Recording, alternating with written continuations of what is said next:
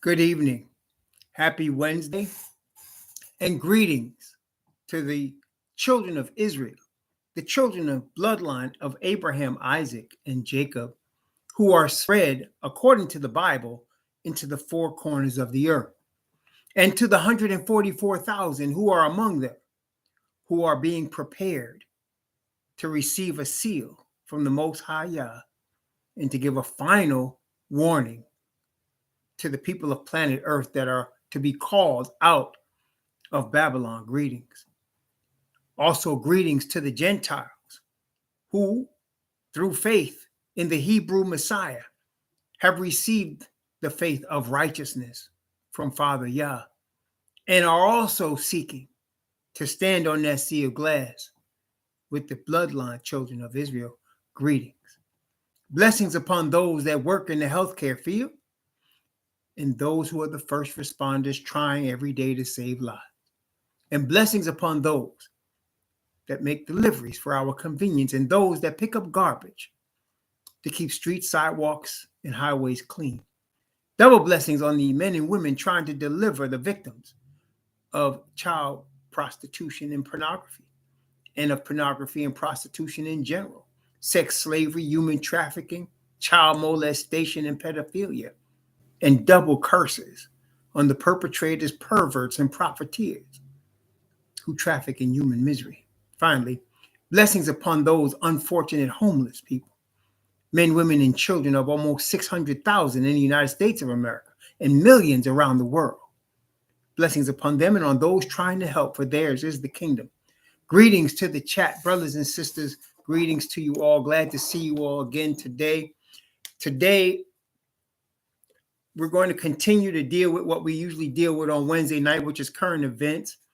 And as the current events relate to Bible prophecy, we'll be dealing with that today. And the current situation continuing in in Ukraine and Russia.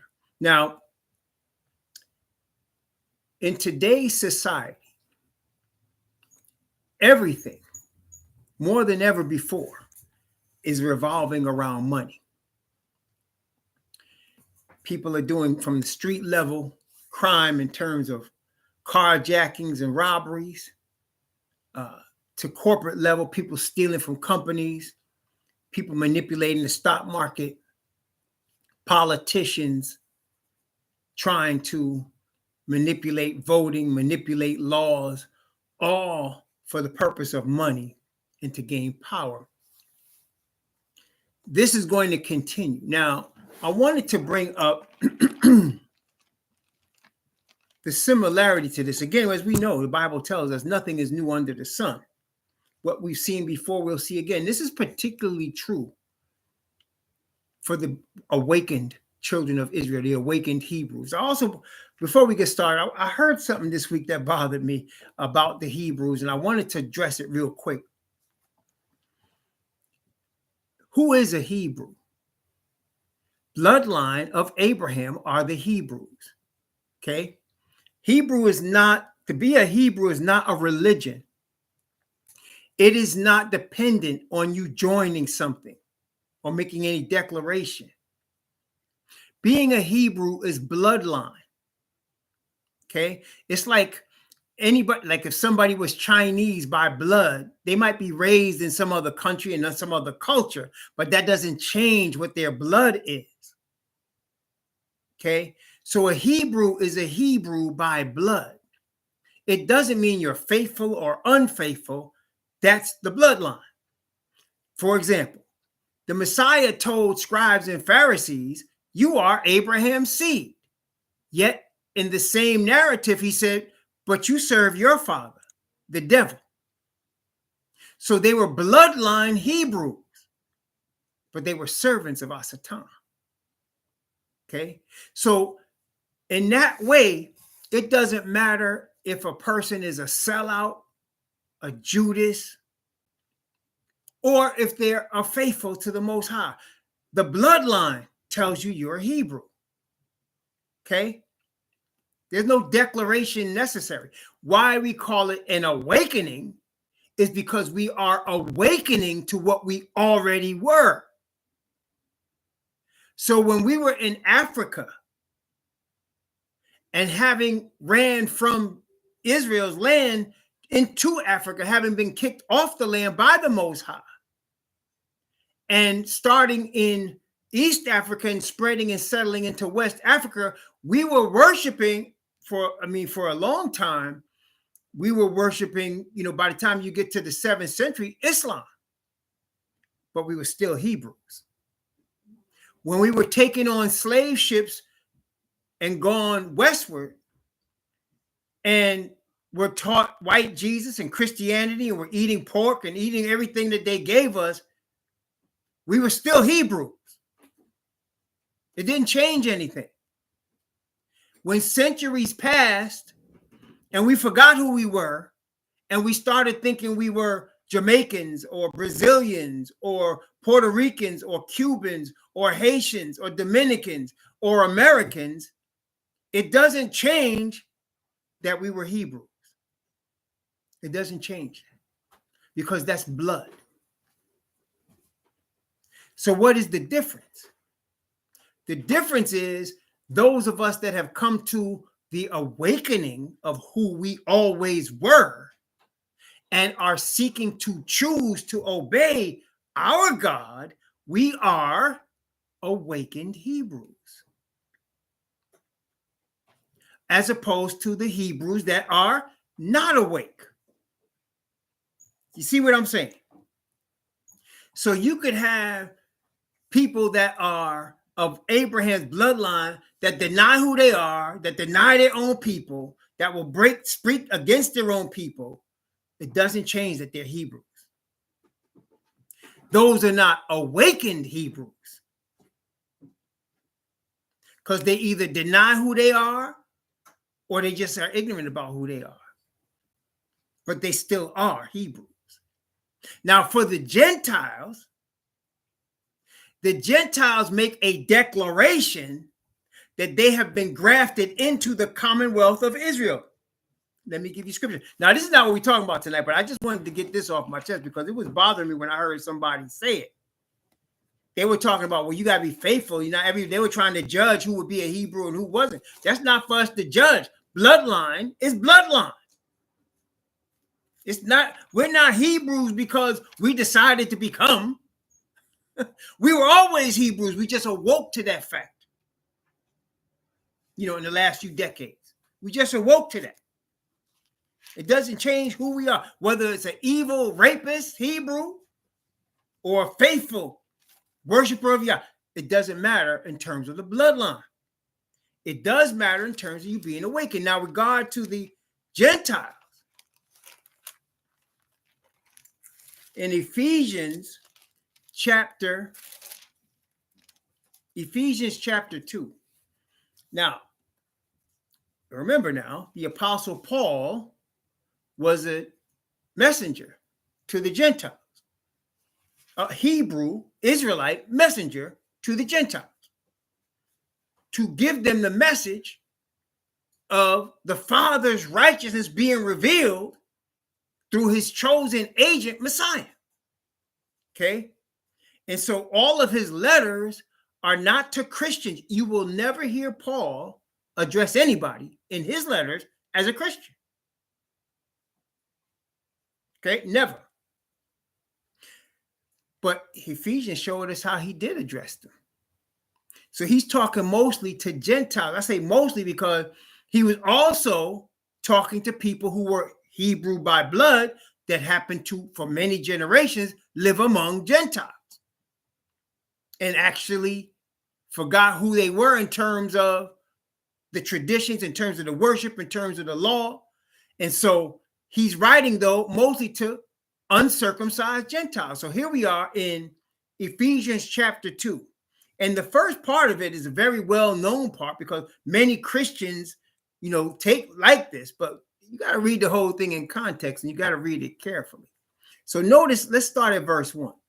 And you hath he quickened, who were dead in trespasses and sins, wherein in time past ye walked according to the course of this world, according to the prince of the power of the air, the spirit that now worketh in the children of disobedience. So he's talking to Gentiles and saying, you used to. walk according to the devil. Okay, you used to. Let's continue. Verse 3. Among whom also we all had our conversation in time past, in the lust of our flesh, fulfilling the desires of the flesh and of the mind, and were by nature children of wrath, even as others. But Yah, who is rich in mercy, for his great love wherewith he had loved us, even when we were dead in sins, hath quickened us together with Messiah.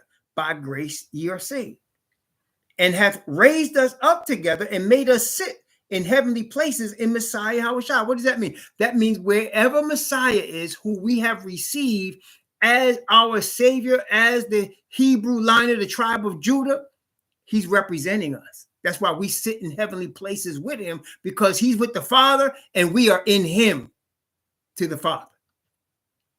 Okay, without him, we couldn't be to the Father at all.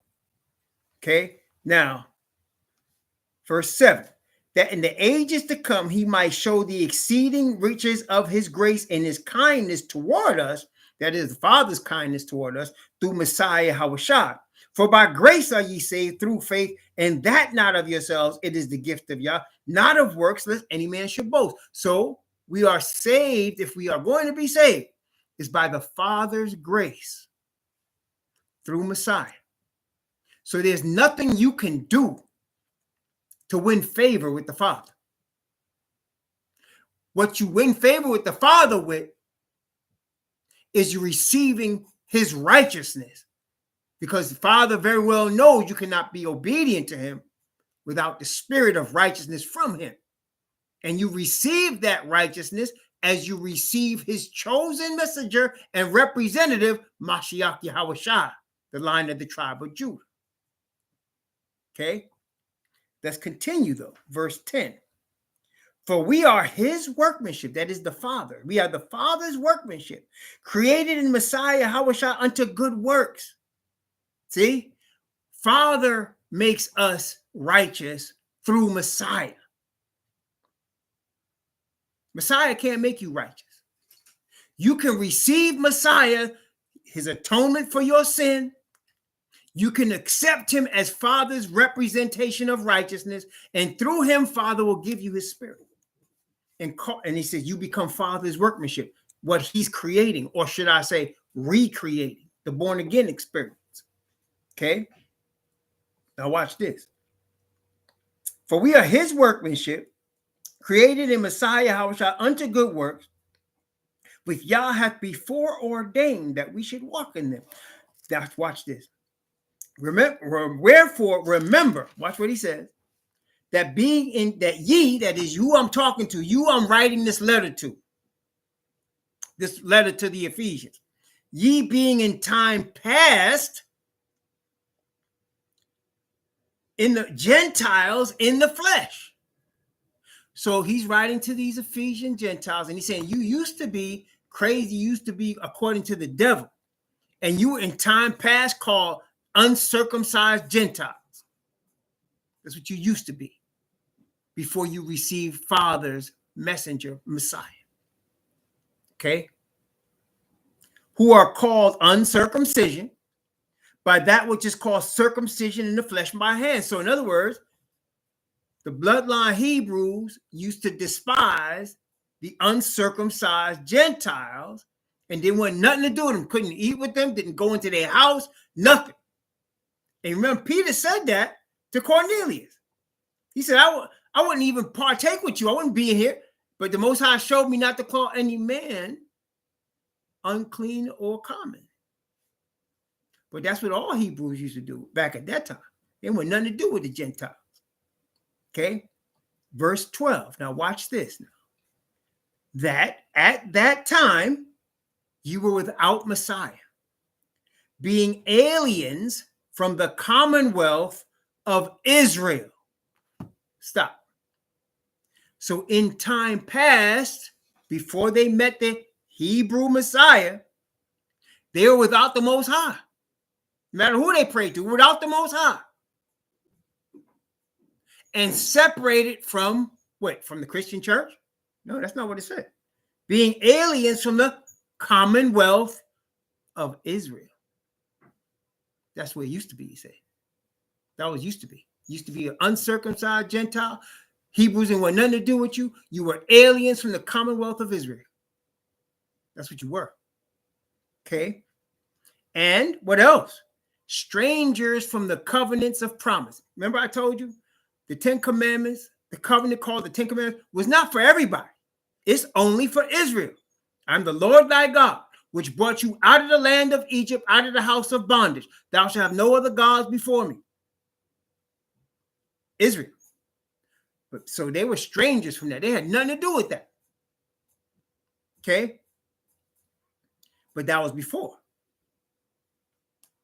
Strangers from the covenants of promise, having no hope and without Yah in the world. So before they met Messiah, they were strangers from Israel, aliens from Israel's covenants, without the Most High, with the devil. Okay, that's where they were. But now, verse 13, in Messiah, Yahushua, ye who were sometimes afar off are made nigh through the blood of Messiah. What does that mean? Through his atoning sacrifice for sin. That you Gentiles can be made nigh to Israel through the Hebrew Messiah's atoning sacrifice for sin. And that's what happens to Gentiles that receive the truth of the true Hebrews. They are awakened too. Except they're not awakened to being true Hebrews by blood. They're awakened to being Hebrew Israelites through faith in the Hebrew Messiah. Okay? So for the Gentiles, it's through faith because they're not the bloodline. But through the bloodline Hebrews, you're a Hebrew regardless of what you choose to do. You're not saved because of what you choose to do. But your blood tells you you're Abraham's seed, no matter what you do. When you turn to serve the Most High Yah, and you turn away from the sins of our fathers that caused us to be in slavery, now you're an awakened Hebrew. Now you're awakened, and you're seeking to be faithful to your father. I hope that makes sense, because people get this completely twisted. This is not a religion. It's not a denomination. It's not a camp. It's not about any of that. We are a nation of scattered people, a chosen nation, chosen by the Most High Yah. And the Gentiles that grab hold of our skirts to come with us, they're awakened Gentiles and become part of the commonwealth of Israel. Okay? Don't get that twisted, because people get this twisted. It ain't that complicated. You ain't got to decide, oh, who's the Hebrew and who's not, who's faithful and who's the no. What's this cat's name? What's that cat's name? The guy that was the surgeon that, oh man, what was his name? Dude that gifted hands, dude. What's that dude's name? There's a sellout.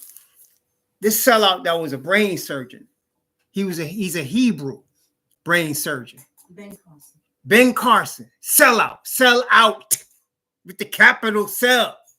But just because he sell out and talk about, black people came to the United States on ships for a better life when we was, stolen and we was put in chains, because he's a sellout. He's still a Hebrew. He could deny it. It doesn't change his blood. It's like I could deny the sky is blue. That don't change the fact that it's blue. You know what I'm saying? I could deny that there's an ocean. That don't change the fact that it exists. You understand? So he could be a coon, but still he's a Hebrew. Or this other sellout, Steve Harvey, another one. Okay, he's a Hebrew. He's a sellout, but he's a Hebrew. You understand what I'm saying? Not everybody is like, Malcolm X. Not everybody's faithful like that. Or Fred Hampton. Not everybody's faithful like that. But it doesn't change the bloodline. It doesn't change who you are. You could deny it. It doesn't change who you are.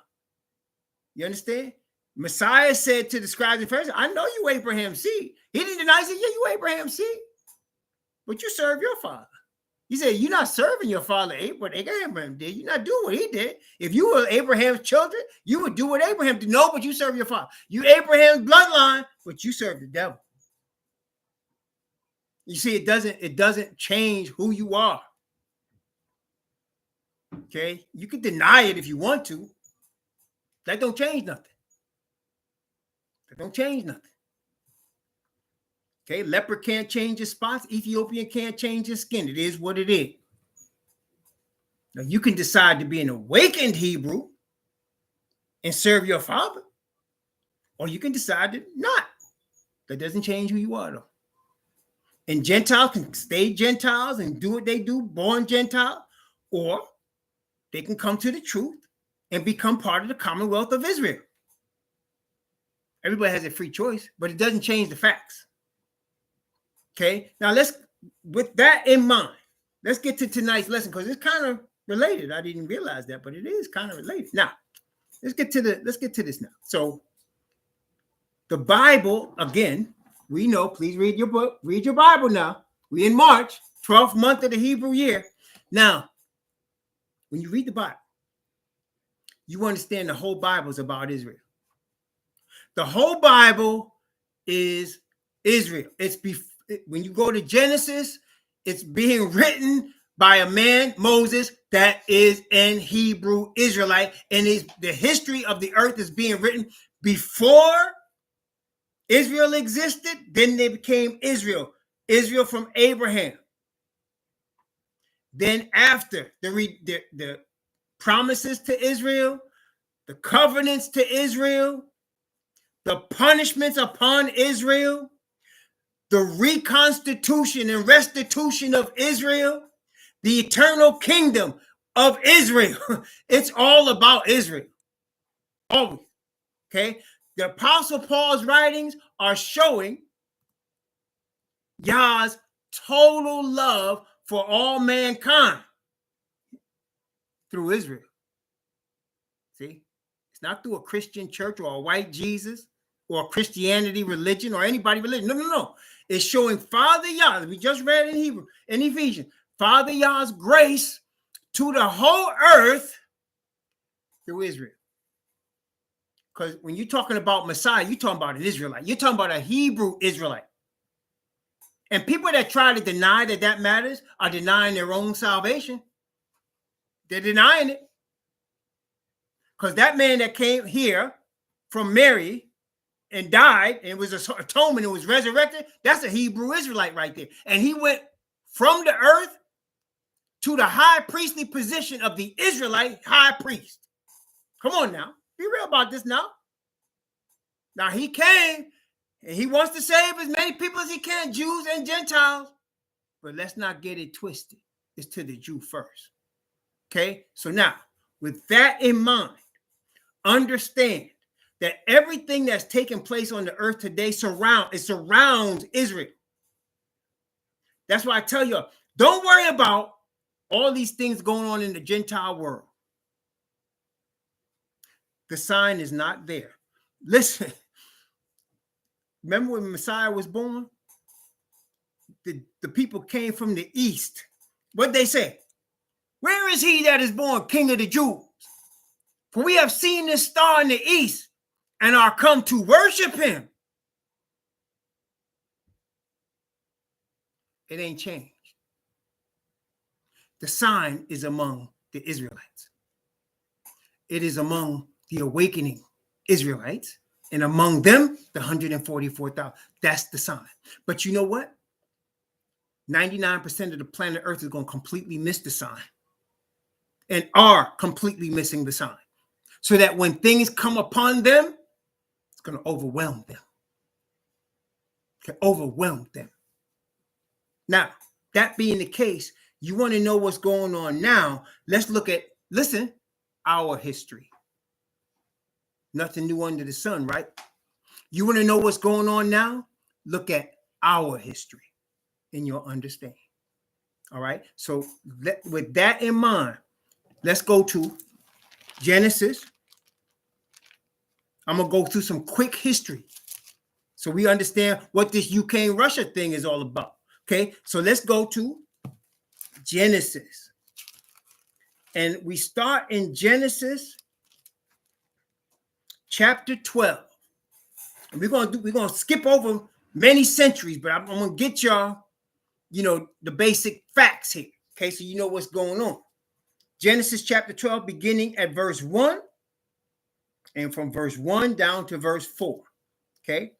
Now Yahweh has said unto Abraham, get thee out of thy country and from thy kindred and from thy father's house unto a land that I will show thee. And I will make of thee a great nation, and I will bless thee and make thy name great, and thou shalt be a blessing. And I will bless them that bless thee, and curse him that curseth thee. And in thee shall all the families of the earth be blessed. So Abraham departed, as Yahweh had spoken unto him. And Lot went with him. And Abraham was 75 years old when he departed out of Haran. So he gets called away from his father's house, away from his family, to a promised land. It's deeper than we understand. Let me just show you a little bit. We also are going to be called away from our father's house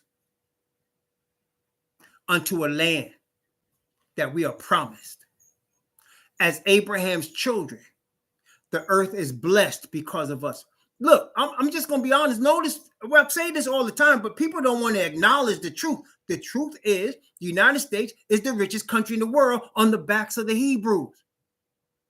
If it wasn't for the Hebrews, this country wouldn't even exist. Okay? It was the Hebrews the backs of the Hebrews, our fathers, made this country rich. That's the bottom line. Okay? And it's the same with Hebrews all over the earth. And that's us being cursed. That's us being cursed. When we get the blessing, when we return to the Most High, and that's why he said, he will bless, he told Abraham, I'm going to bless them that bless you. And I'm going to curse them that curses you. See, we can't get our enemies' curses on them when we are being unfaithful. Because if the curse going to come on somebody. If we're going to be faithful, the curse goes on them. If we unfaithful, the curse stays on us. But now, praise Yah, it is the prophesied time of the awakening. Okay? And because of that, the curse is now being transferred. Okay? It's the prophesied time of the awakening. The first 3 plagues are beginning already. The first 3 plagues hit Israelites as well as Egyptians. We're going back to Egypt now. But wait a minute. Before we get there. So Abraham leaves. He's 75 years old. Most High appears to him in Genesis chapter 15. The Most High appears to him and makes a covenant with him. Or should I say, renews the covenant with him, because he made the covenant with him when he left Ur the Chaldees. He said, leave it, I'm going to bless you. And the Bible said Abraham believed him. Okay? In fact, let's take a look. Genesis 15, beginning at verse 1. I'm going to read from verse 1 down to verse 7. Genesis 15, 1 to 7. After these things, the word of Yahweh came unto Abraham in a vision, saying, fear not, Abraham. I am thy shield and thy exceeding great reward. And Abraham said, Most High Yah, what wilt thou give me, seeing I go childless? And the steward of my house is this Eleazar of Damascus. And Abraham said, behold, to me thou hast given no seed, and lo, one born in my house is mine heir. And behold, the word of Yahweh came unto him, saying, this shall not be thine heir, but he that shall come forth out of thine own bowels shall be thine heir. And he brought him forth abroad and said, look now toward heaven and tell the stars if thou be able to number them. And he said unto him, so shall thy seed be. And he counted, and he believed in Yahweh, and he counted it to him for righteousness. And he said unto him, I am Yahweh that brought thee out of Ur of the Chaldees to give thee this land to inherit it. So Abraham's a stranger in the land of Canaan. And the Most High said, I'm going to give you this land. I'm your reward. And I'm going to give it to your seed. And look at the stars. That's your seed. If you can count the stars, you can count your seed. Okay.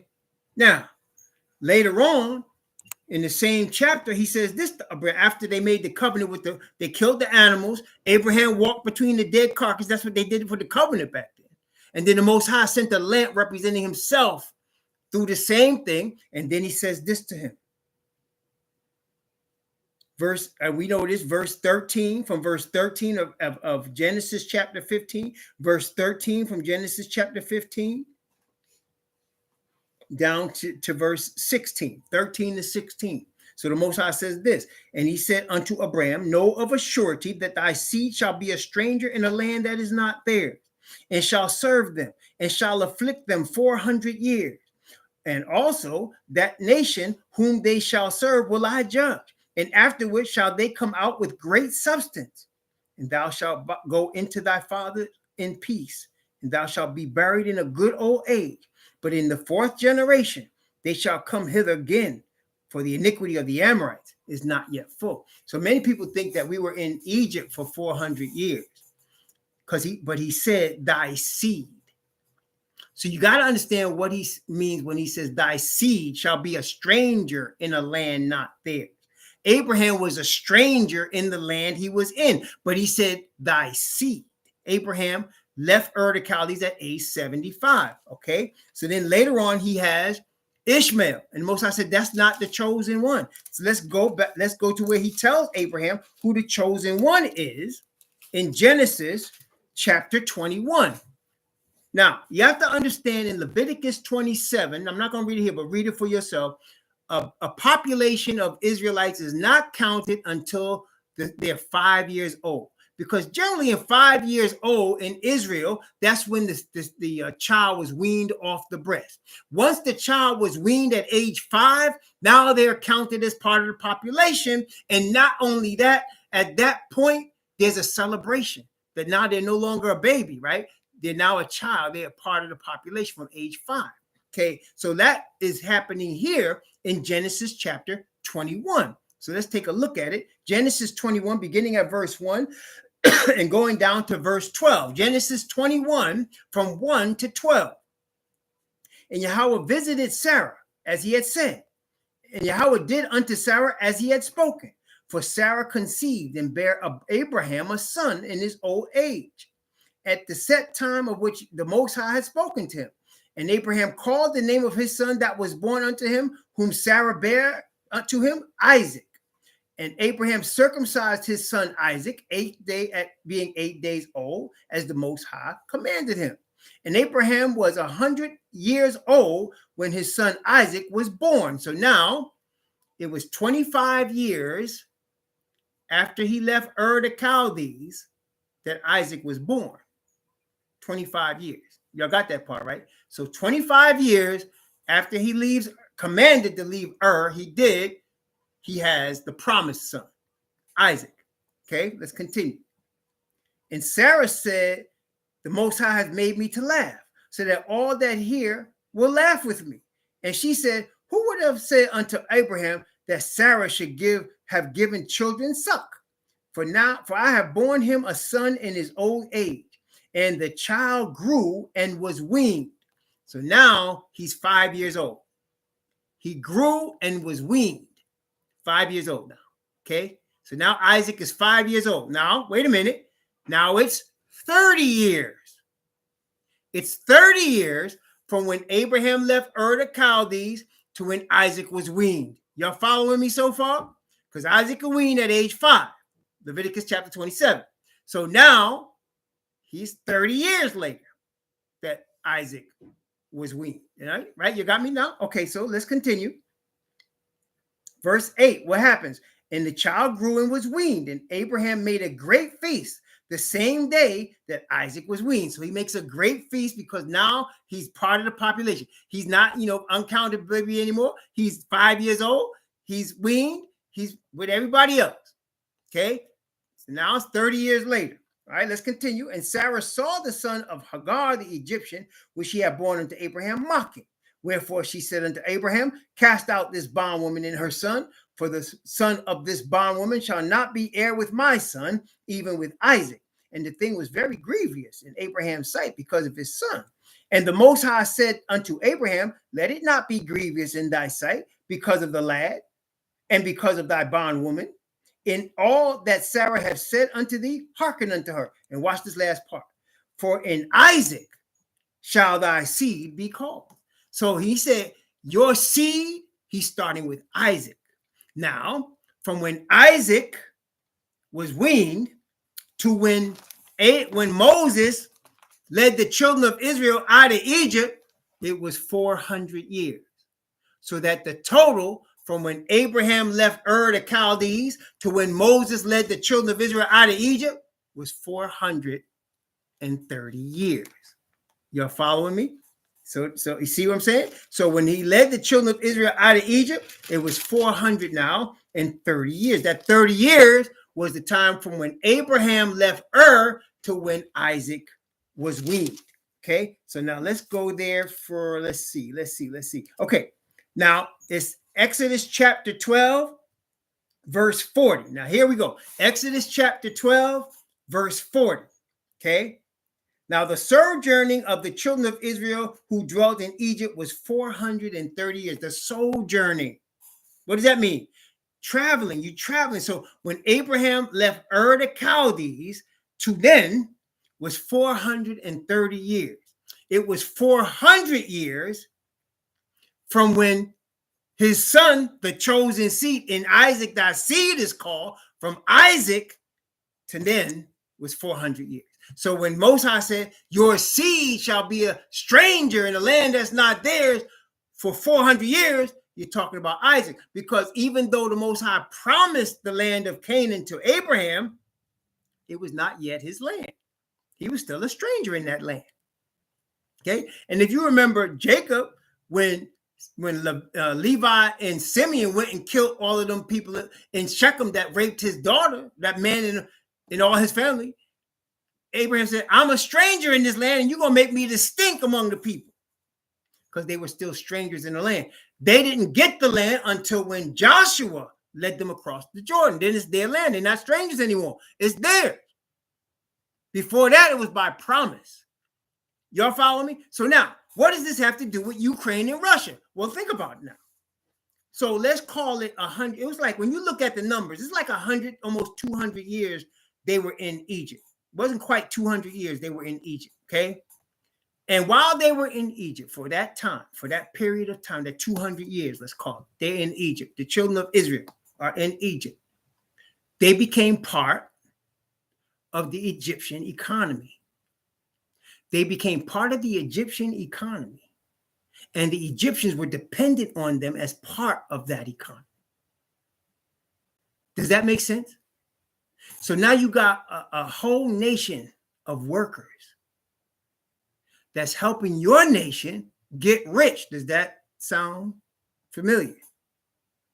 You got a whole nation of workers that's helping your nation get rich. Okay? And you ain't got to pay them nothing. You put them in ghettos. And when they get too populous, you kill their male children. Does that sound familiar? Okay. So now the Most High comes to deliver the children of Israel. And he sends Aaron and Moses with warnings to Pharaoh. Right? And then after many plagues, Pharaoh says, okay, go, get out of here. Pharaoh's people say, get out of here. Get them out of here, because they're going to kill. Don't you see Egypt is destroyed? His people, don't you see Egypt is destroyed? You better let them go. So now they're leaving, and the Most High purposely sends them. Look, where is it? Let me show you here. He purposely sends them where he knows they're going to get trapped. He knows they're going to get trapped. It's not like they accidentally went that way. Let's see. Oh, here it is. Okay. Chapter 14 of Exodus. Now, again, we're talking about economics. We talk about money, right? Israelites are delivered. What does that mean? That means they are separating from Egypt. They will no longer be dependent on the Egyptian economy. Are y'all following me so far? They're no longer dependent on the Egyptian economy. They're no longer working for Egypt. They're no longer serving Egyptian gods. They are completely leaving Egypt. And they're leaving Egypt not because they planned it. They were delivered. Because the glory got to go to Yah. They were delivered by miracle. Okay? Exodus chapter 14. And Yahweh spake unto Moses, saying, speak unto the children of Israel that they turn and encamp before Pihahiroth, between Migdol and the sea against which Baal-zephon, before ye shall encamp by the sea. Watch what he says to Moses. This is when they're leaving. And for Pharaoh will say of the children of Israel, they are entangled in the land, and the wilderness has shut them in. And I will harden Pharaoh's heart, and he shall follow after them, and I will be honored upon Pharaoh and upon all his host, that the Egyptians may know that I am Yahweh. And they did so. So he purposely let them be trapped between the sea and the mountains. And Pharaoh said, oh man, them are slaves. We need to get them back. And they went after him. And you know what happened? They walked through the Red Sea on dry ground. Pharaoh and his army tried to follow them, and they were drowned. And the Israelites had a song to sing on the other side. Remember this? This is Genesis chapter 15. Genesis chapter 15 from verse 1. Let's see. Oh, I'm not going to sing the whole song, but I'm going to start from verse 1 down to verse 6. Exodus chapter 15, actually from 1 to 7 for completeness, right? Exodus 15 from 1 to 7. Then sang Moses and the children of Israel this song unto Yahweh, and spake, saying, I will sing unto Yahweh, for he hath triumphed gloriously. The horse and his rider hath he thrown into the sea. Yahweh is my strength and song, and is become my salvation. He is my most high, and I will prepare him in habitation. My Father is most high, and I will exalt him. Yahweh is a man of war.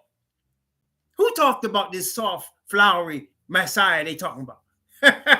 This one said, Yahweh is a man of war. Praise the Most High. Okay? Gonna dash them to pieces. Yahweh is his name. Pharaoh's chariots and his host hath he cast into the sea. His chosen captains also are drowned in the sea.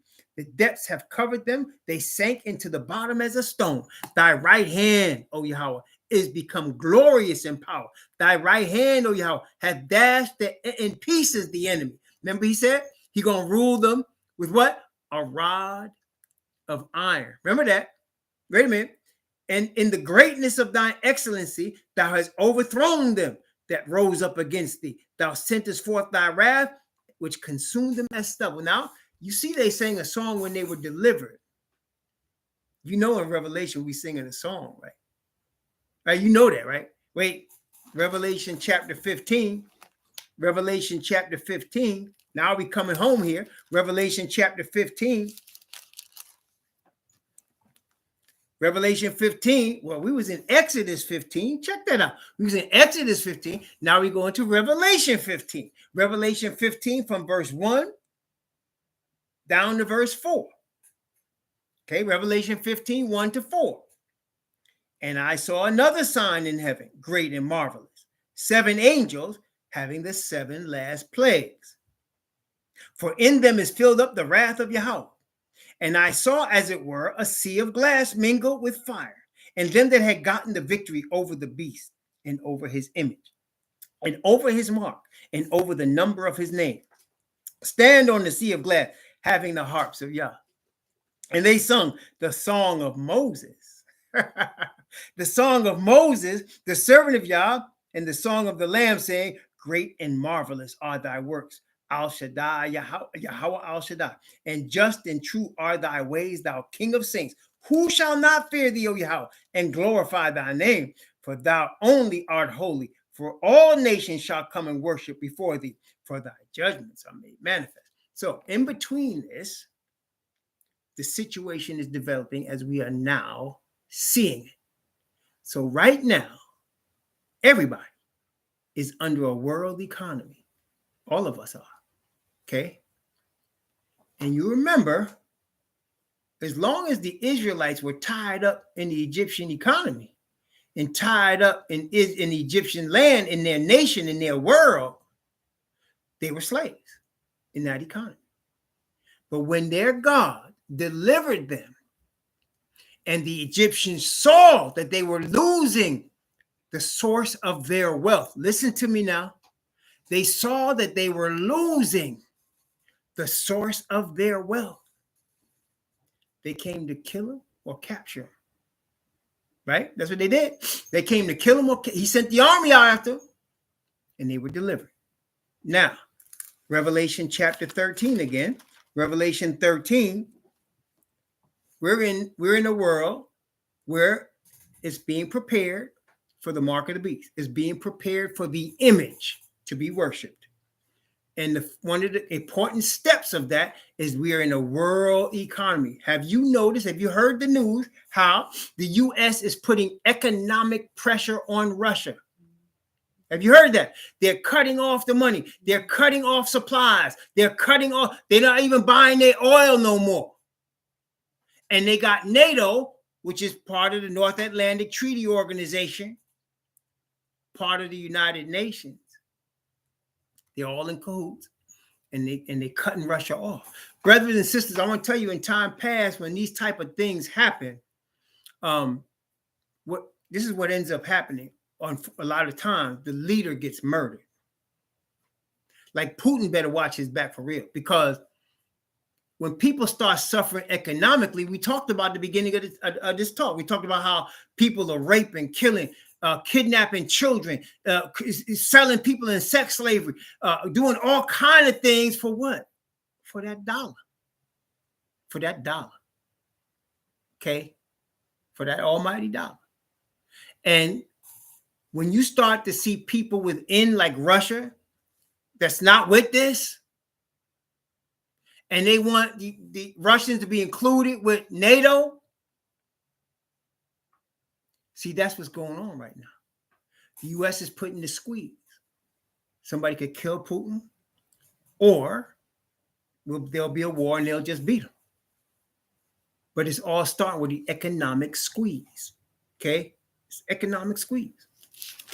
Now, in chapter 13, it tells you, of course, Revelation 13, beginning at verse 16 and 17, Revelation 13. People focus on the 666 part, but that's not the real part you want to focus on. The 666 is easy, but it's man's number. The beast, the dragon, the false prophet, all man-made religions, the three Abrahamic religions, Judaism, Christianity, Islam. It's 666. Okay, but really want to focus really on 15, 16, and 17. That's where the real action is here. So let's start at verse 15, talking about the United States. And he had power to give life unto the image of the beast, that the image should both speak and cause that as many as would not worship the image of the beast should be killed. And he causeth all, both small and great, rich and poor, free and bond, to receive a mark in their right hand or in their foreheads. And that what? That no man might buy or sell, save he that had the mark, or the name of the beast, or the number of his name. So what happens now, if you're not down with the program, you get economically cut off. You're seeing that on the nation level with Russia right now. Okay? Now, what has that got to do with the Hebrews? Remember, I said we are the son. When we start receiving the power of the Father's Spirit, like as a massive group of awakened Hebrews, and we start opening our mouth and prophesying by the spirit of righteousness, that's coming. People are going to be upset at us. People are going to be very upset at us. And then they're going to declare we cannot buy or sell. They're going to put the economic squeeze on us.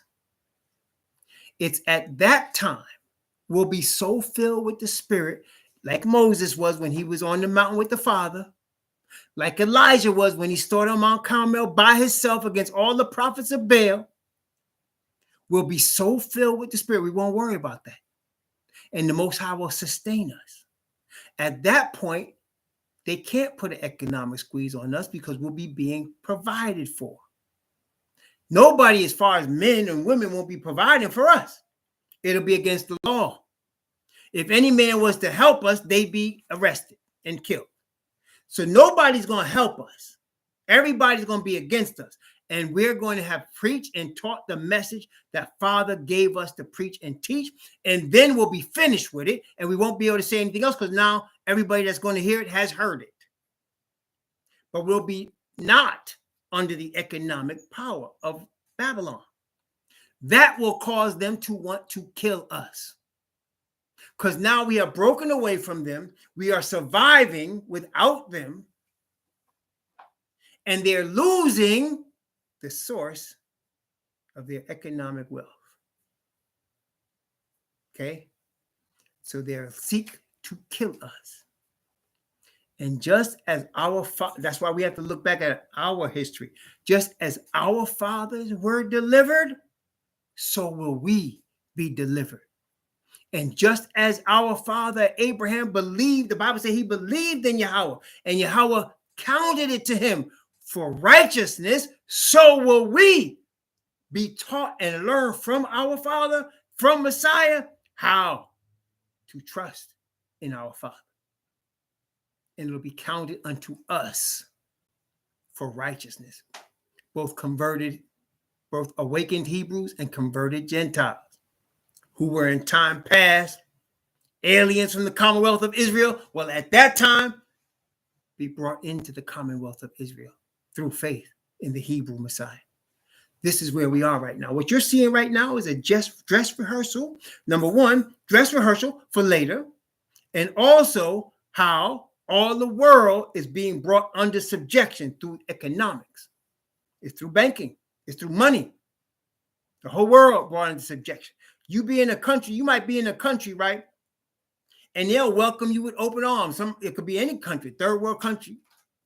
You have it's African, South American, Asian. They might welcome you with open arms until the economic squeeze comes.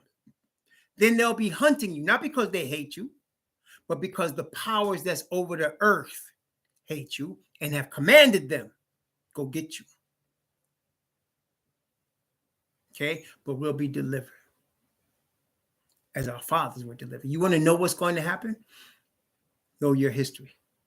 Know your history in this book. Just know your history in this book. And you'll know everything that's getting ready to take place. Now, because again, this book and the understanding of this book is only for Yah's servants. That's all it's for. It's for Yah. And because it's for Yah's servants, He gonna give us understanding of this book. He will not give the understanding to them. Again, Amos chapter 9.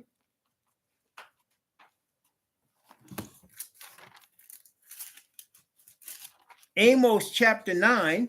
Is it 9? I want to know 8. No, it's chapter 8. Amos chapter 8, and he was talking about the northern kingdom here, but this is going to be definitely applicable to the Gentiles at the time of our deliverance. And this is Amos chapter 8 from verse 11 down to verse 12. Amos chapter 8, actually 11 to 13. Behold, the days come, saith the Most High Yahweh, that I will send a famine in the land. Not a famine of bread or a thirst for water, but of hearing the words of Yahweh. And they shall wander from sea to sea and from north even to the east. They shall run to and fro to seek the word of Yahweh and shall not find it. In that day, their fair virgins and young men shall faint for thirst. See, now is the time to surrender to the Most High to give so He can give understanding to His servants. Because there'll come a time when they're just not going to get it. Right now, they can understand it if they want to, but because we are in such a minority, you see, that's what they think. When people on the earth, when the way the Most High Messiah said, in the earth, kings rule over people and exercise lordship over them, but He said, not shall be that way among you, because you're all going to be servants. Well, you see, brethren, in this world, if you're not rich and powerful on television, in the media, Nobody pays no attention. But the people that are seeking truth will hear the word in their hearts. Okay? Everybody's going to hear it, but who's going to be obedient is his faithful servants. We're about to see this. It's coming soon. This is Russia. I'm going to tell you right now. China's next. It's Russia now. China's next. Okay? They're going to put the squeeze on all of them. Economic squeeze. Okay? And they're going to cause the peoples of those lands to fight with their own government from within. And if they need to fight from without, it'll just be academic. Okay? So, brethren, we're already seeing it. And here, the word is telling us what our position is. We can see what they do to the Gentile world. That's cool. But we got to know our history and our God and what he has done for our fathers. And then we won't be surprised by anything. He'll prepare us an habitation. Praise the Most High. Yeah, he'll prepare us. So please, as I always admonish you, please read your Bible. Read it through. Go ahead, read it. And then when you get done, read it again. Keep reading. Read it and pray to your Father in heaven for his spirit to guide you in the way you should go, for him to give you the understanding of his word, and he will. He'll bless your way. Okay? So now you understand. You're going to see what's going to happen. The squeeze is going to be placed on the Russians. It's going to be a dress rehearsal that for the economic world government and world banking system we already had. And it's going to put the squeeze on everybody that's not down with the program until it comes down to us. Then they're going to have a problem. Praise the Most High. I pray that he bless you and keep you, and that he cause his face to shine upon you and be gracious unto you, and that the Most High Yah lift up his countenance upon you and your loved ones and give you peace. Sure.